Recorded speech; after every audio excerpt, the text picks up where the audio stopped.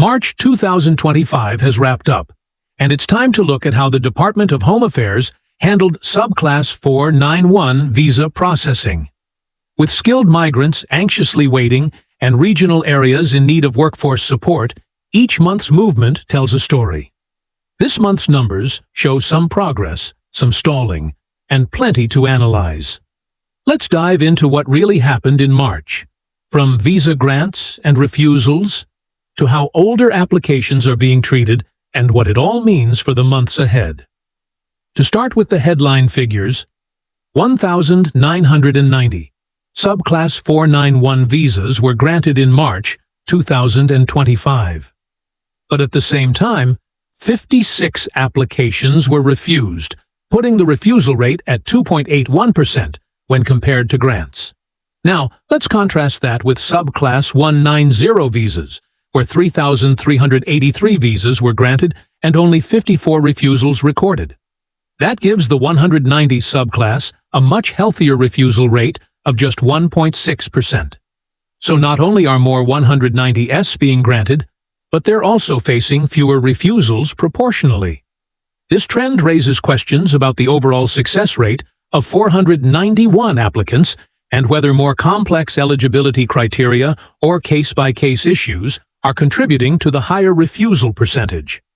When we look at the overall trend for 491 visa grants across the financial year, March stands out as an uptick from the two previous months. February had 1,714 grants, and January had 1,589. So, March showed a marginal but steady increase. However, it's important to compare this with the number of new applications lodged in the same period. In March alone, 2,351 new applications were submitted, outpacing the number of grants. This means the backlog has grown slightly, despite the increase in processing output. If we go back to July 2024, we see that grant numbers were unusually high in the first 3 months of the financial year. Over 4,000 grants in July, and above 3,000 in both August and September. But after September, there was a sharp decline, with October and November seeing fewer grants, and a consistent drop through December. January and February slowly picked up again, and now March continues that trend with moderate improvement. But it's not enough to offset the backlog created by higher lodgements in recent months. Speaking of backlog, the number of on-hand applications as of the end of March stood at 24,860, up slightly from February's 24,538. This uptick shows that while grants are happening, they're not keeping up with the inflow of new applications. If those new applications belong to priority occupations, it's likely that older applications, particularly from non-priority sectors, are being pushed further down the queue. One glaring concern is the stagnation of 2022 lodged applications. As of the end of March 2025, there are still approximately 300 applications pending from 2022, almost unchanged from the February count. This suggests that very few, if any, 2022 files were processed in March. The lack of movement here might be due to the complexity of these older cases, missing documents, verification delays, or even lower priority compared to newer lodgements from in-demand occupations. Whatever the reason, it's clear these cases are being sidelined. Meanwhile, a major chunk of processing activity continues to center on 2023 lodgements. As of March 2025, there are still 9,648 applications pending from 2023. But March did see meaningful progress.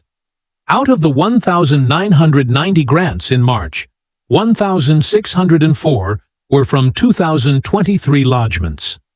The bulk of these came from June 2023 applications, which accounted for 773 grants, an unusually high concentration in 1 month.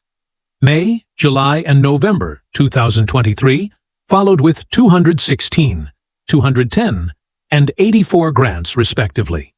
This shows that the department is actively working on a spread of 2023 files, but has clearly prioritized mid-2023 over late 2022 or earlier 2023 months. Looking at what's still pending from 2023 gives us more insight. The months of June, July, and October 2023 have the highest number of applications yet to be processed. For example, July has over 2,000 pending, with only 651 processed so far. August and October also show a low processing percentage, 27% each. This lag suggests a widening gap between high-volume lodgement months and the department's ability to process them in real time. 2024 lodgements are also beginning to pile up. As of March 2025, 9,628 applications lodged in 2024 remain on hand. The months with the largest pending volumes are December 2024, February 2024, and March 2024, each with over 1,200 unprocessed applications. This is concerning given that even January 2024, the earliest month of that year, still has 1,193 applications pending, meaning only 26% of those have been processed to date. Of the 1,990 visas granted in March, only 367 were from 2024 lodgements. March 2024 accounted for the largest share at 118 grants, followed by December and November 2024 with 96 and 62, respectively. There were only minor movements in other months, and nothing at all for February or March 2025 lodgements, which is expected given the recency of those applications. Looking at very recent files, January 2025 saw 1,420 new 491 applications lodged. So far, just 90 of those have been processed, and 46 of them were finalized in March alone. That leaves a staggering 1,330 applications from January still in the queue, representing only a 6% processing rate. As for February and March 2025 lodgements, there was no activity yet, which is consistent with typical early-stage processing timelines. Zooming out, let's consider the broader capacity and targets. The regional visa planning level for 2024 to 2025 is set at 33,000 places. If we estimate that about 85% of those spots are allocated to subclass 491, that gives us roughly 28,050 total places, including both primary and secondary applicants. By the end of March 2025, around 20,945 places had already been used. That's approximately 74.7% of the total annual allocation, with just 7,105 places remaining for the last quarter of the financial year. If processing continues at current rates, those remaining spots would be enough to finalize applications up to around September 2023 lodgements, assuming a strict date order approach. But in practice, DHA has not followed that. Instead, we see grants from all months in 2023 and some in 2024, suggesting a mixed priority model. While that helps priority applicants, it continues to frustrate those waiting since 2022 or early 2023.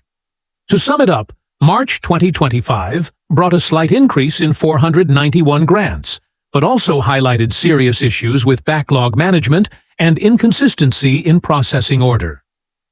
The high refusal rate compared to subclass 190, minimal progress on 2022 files, and growing 2024 backlog all point to a system under pressure. With only 3 months left in the financial year and over 7,000 places still unallocated, how the department handles the upcoming months will be critical for many awaiting applicants and for regional Australia's future workforce needs.